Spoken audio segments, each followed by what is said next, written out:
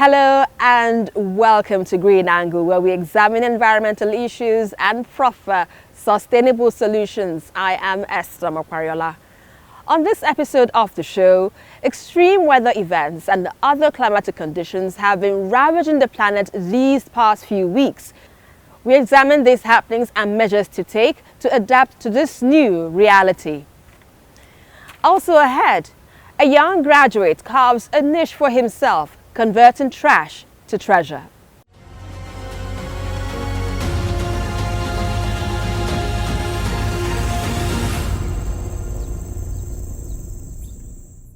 As the Earth's global temperature continues to get warmer, we're more likely to experience widespread changes in weather patterns.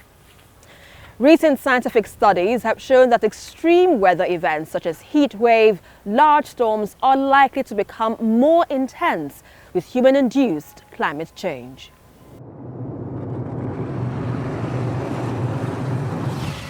Scientists have long warned that climate change will lead to more extreme weather. In recent times, there have been reports of devastating floods in Europe, wildfires in Siberia, while the United States and Canada have been experiencing an unprecedented level of heat wave.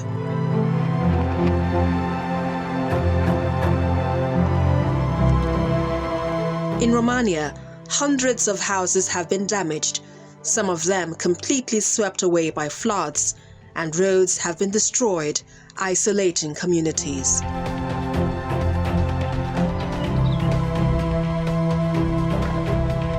In Germany, more than 3,000 volunteers are in the state of North Rhine-Westphalia with aid, food and cleanup equipment supplied by the government. This comes after the country experienced the worst flooding disaster in years, with hundreds more killed. Angela Merkel's government says it will allocate 200 million euros in aid to the flood-ravaged regions. It all happened in 2 hours. The level of the water was so high that this big rock washed away by the flood broke the door of my house into 2 pieces. Soon after this, the first floor was flooded.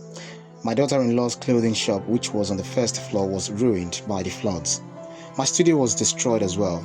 I was not able to save anything. I threw away all the equipment. The people you see around here do help us.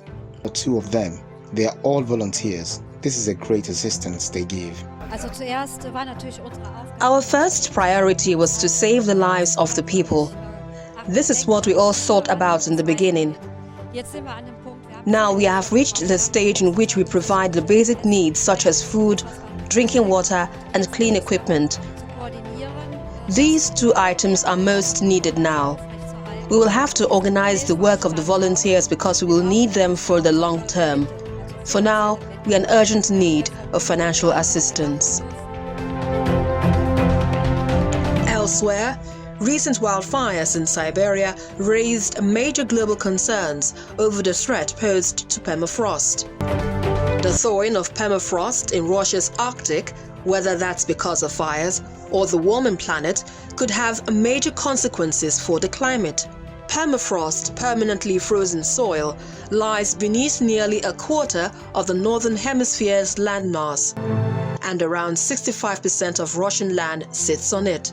But temperatures in Russia are heating up 2.5 times faster than the rest of the world. And as permafrost thaws, greenhouse gases are released, causing further warming and melting the permafrost more quickly.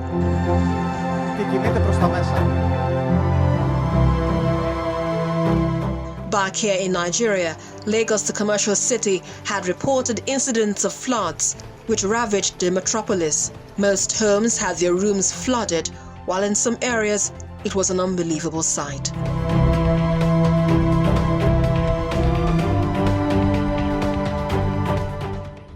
These extreme weather events, experts say, is becoming our new reality. As long as this warming persists and continues, we should be ready for this type of events to take place in many parts of the world. I will not be surprised if one time in the next few years it starts to rain even in the Sahara Desert sometimes. So we should be ready for this to take place. It's due to global warming effect that we're all talking about and for which the world has agreed as far back as 2015 that a lot must be done to reduce as much as possible the human influence of generating so much of these greenhouse gases into the atmosphere, which is being accused of being responsible for trapping a lot of the heat that comes from the sun and will not allow this heat to escape back to the atmosphere and thereby keeping the earth warmer than normal. Apart from the fact that we didn't plan a lot of these things in anticipation of what is happening now, to try to correct some of the mistakes of the past now is becoming extremely difficult. Let's give an example of our own local conditions here.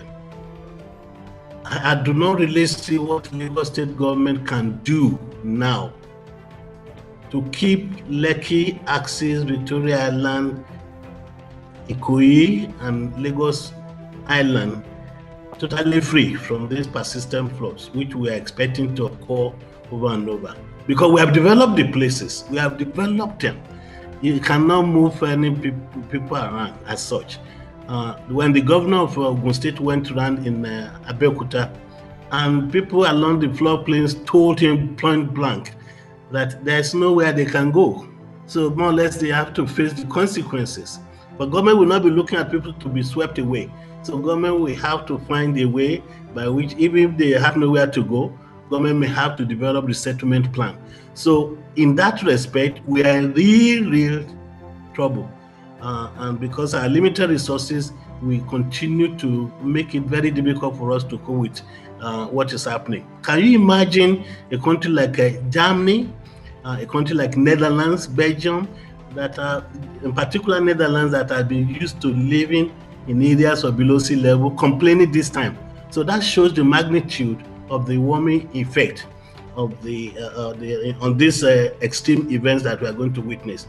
And Nigeria, particularly the low-lying areas along the coast, and many of even the floodplains along the main rivers of Nigeria, must be ready now to really accept that these events, particularly in the months of July and part of August, will become like normal. We call them extreme now, but they are tending towards the normal situation, which means the climate is trying to change its state from fairly easy spread of rainfall to a more concentrated form of rainfall over a very short period of time that will be resulting in massive flood.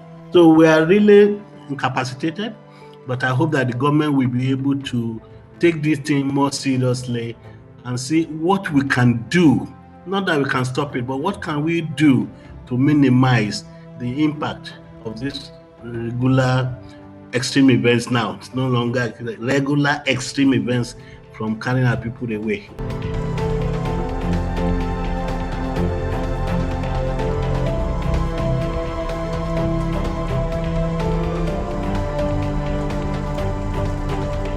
Scientists had warned that global temperatures could reach 3 degrees this century, above Liverpool temperature of 1.5 degrees due to carbon emissions from fossil fuels.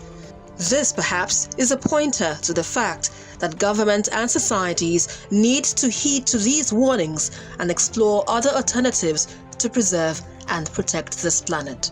The options are very clear.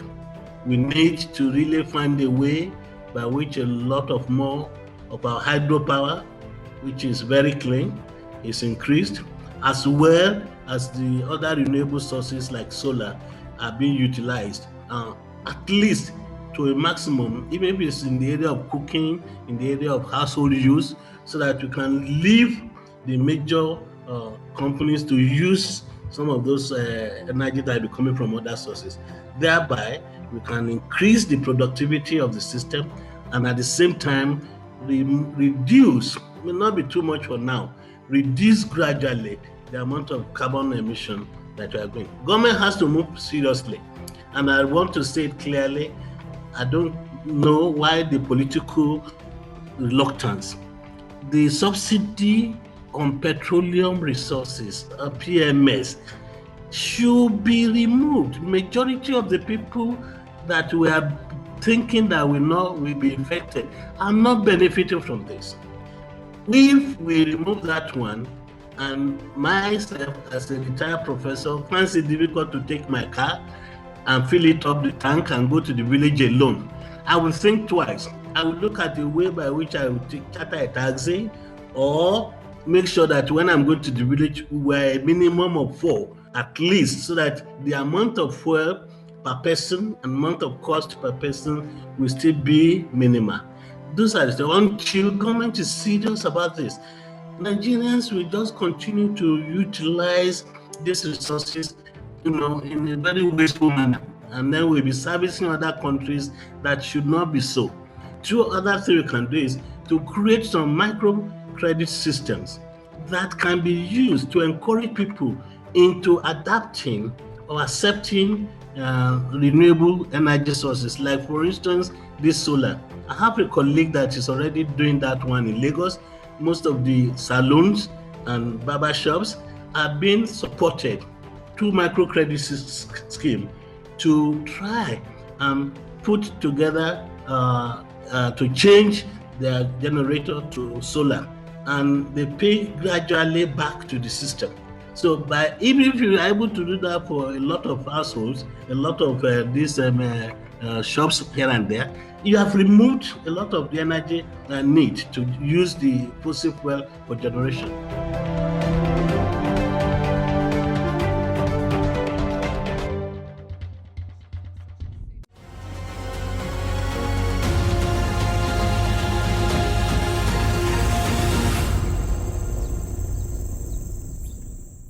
In the meantime, Lagos State government says it has successfully desilted some major drainage channels which were filled with waste to ensure a flood-free metropolis. The state's Ministry of Environment also asked residents to desist from indiscriminate disposal of waste and revealed plans to engage communities to ensure proper maintenance of drainage channels. It's another rainy season.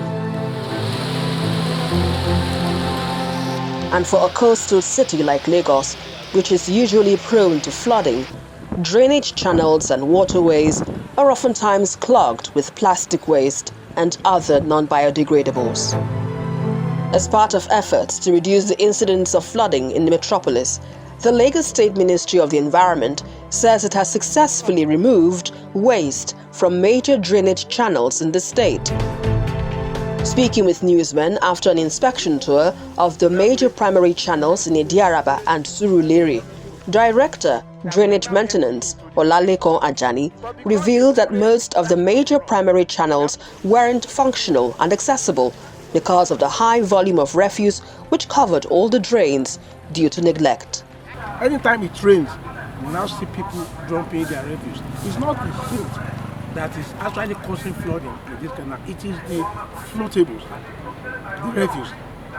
So we need to change our attitude. And beyond that, for us, we want water to be flowing. And that's why we are saying we have gangs, what we call emergency flood abatement gang. When it rains like this, they come out. And all these flooding that can block anywhere, they remove so that water can flow. Some of the residents share their thoughts on this development. Before, if there's rain, all these houses you see around here, flow there with water. The canal, all these useless dirty things will come out. We boys in the area, we not gather ourselves, we pack everything, we come out with our own money. But we thank God that says they'll be packing it now. There's a change, but they should continue with it. If they should stop it, the problem will come back. We took an appropriate step to see that the cleaning of the drainage is being maintained and supervised. As I'm talking to you, I was just coming from there. We employ community policy to watch day and night so that people will not use that opportunity by dumping more refuse there.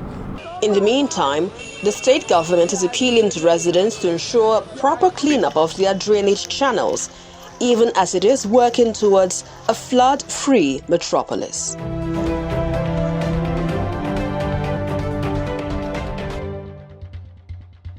Green Angle returns after this break. Stay with us.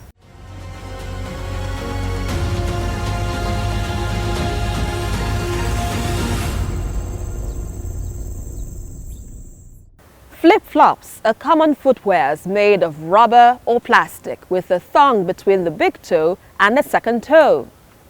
They are not biodegradable like natural rubber, but recycled rubber flip-flops make much better use of the 1.5 billion tires thrown away every year or left to rot in landfills. Ebipade Komboye is making a positive difference, converting old and used flip-flops into art pieces that will stand the test of time.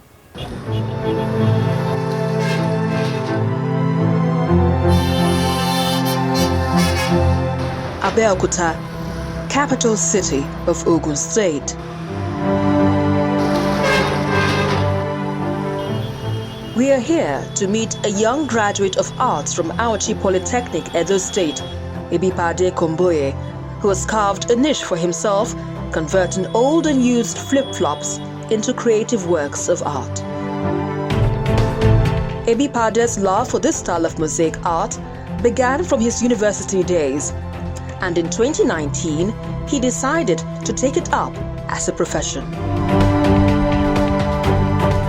Ebipade sources for his own materials, washes, disinfects, cuts them to bits, then separates the various colors of flip-flops into plastic containers before they are joined together to form a masterpiece.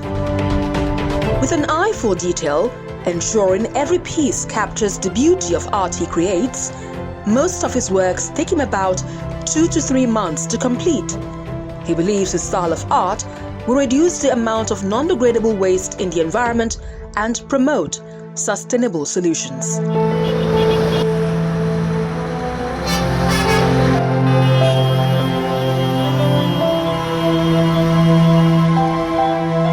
My name is Komboye Ebipade Eugene. I'm a native of Brutu local government area and Obujo Southwest. I started drawing at a very tender age, and even after I finished secondary school, I was about going for my degree. Nobody actually discouraged me. They were all in support of my decision. I trained at Auchi Polytechnic as a painter, and ever after graduation, I've been a full-time studio practitioner, recycling flip-flops into mosaic. The material is not something I can take credit for. Even it has been in the school system. Many people have used it over time.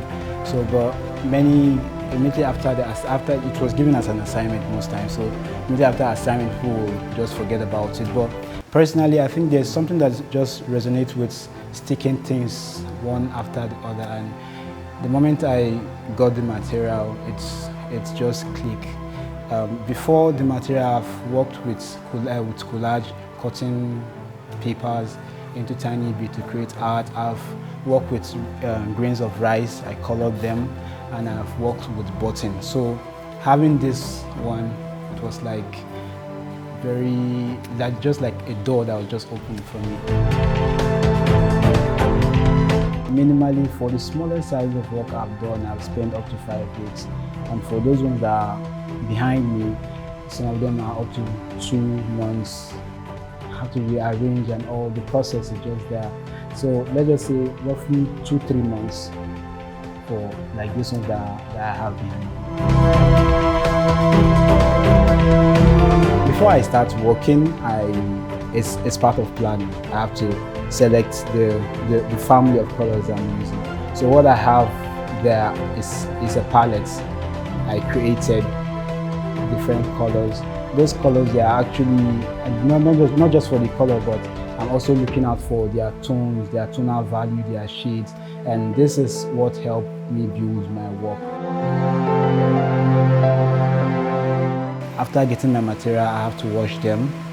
I wash them. After washing them, I cut them into different colors, different tones, different shades, and arrange them. So in that way, it makes my work a little bit easier because I will know when I have my picture, I have what I'm working on, I know the shade, the tone, and the values.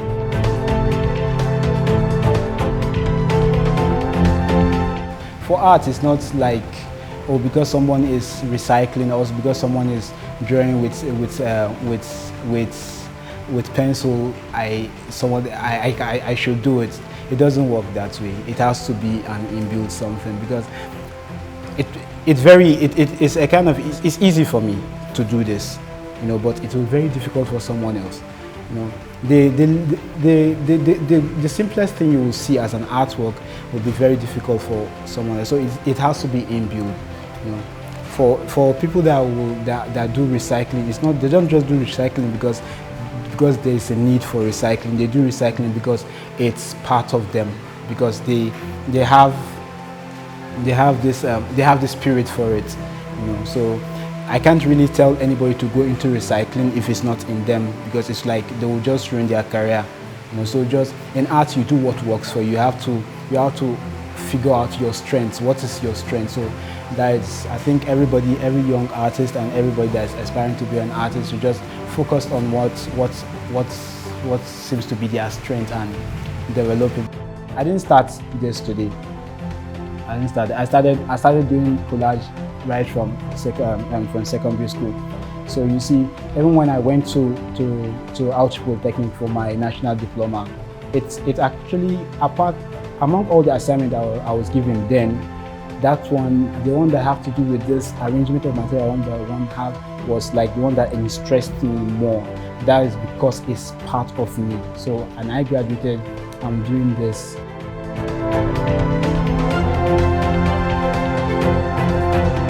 care about my environment because this stuff, they affect the environment, and I am part of the environment. So if the environment is harmful, definitely I'll be the victim. That difference is what I actually wanted. I wanted to be able to, I wanted something to give me an identity. So when I was introduced to it, I saw it as a golden opportunity. Then I stretched it out to my environment by picking up the Dunlops, the flip-flops and all that around my environment. Yeah. After graduating from Auchi Polytechnic, I was posted here for my youth service. So I served here, and during my service I was offered this field because I saw the need that I have need for it. So they accepted that I should be using it, and even after my service, I think they saw how I don't know, maybe it's my level of commitment maybe, so they offered me the space to be working.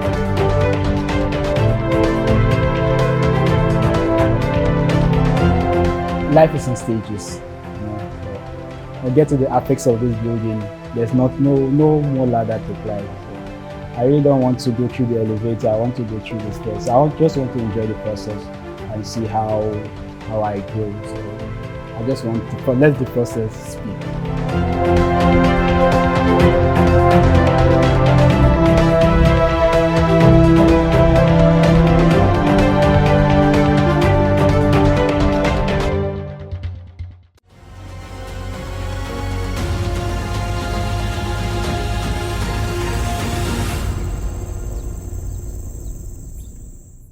No fewer than 8 countries across Africa gathered in Nigeria to discuss best ways to achieve 2030 Sustainable Development Goals, along with critical components that can mitigate the global challenges faced by mankind. The polluters are outside Africa, but the endangered species are African continent. African continent is one of the continents that has a lot of problem with the consequences of these pollutions.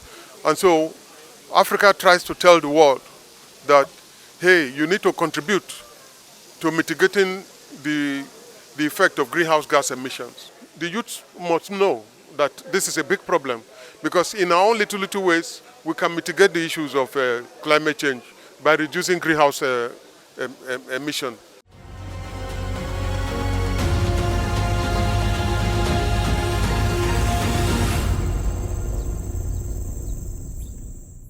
And that's our show for today. Until I come your way next time, remember, together we can build a sustainable world. I am Esther Makwariola. Bye for now.